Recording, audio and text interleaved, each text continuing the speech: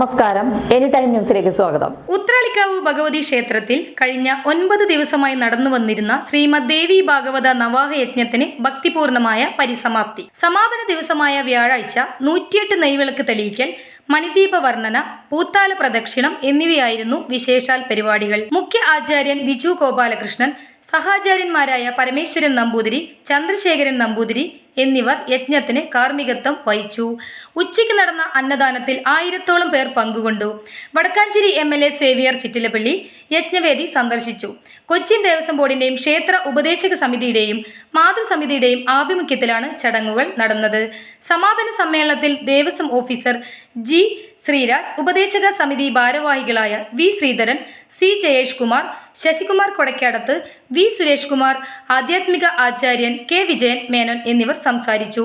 News desk, any time news.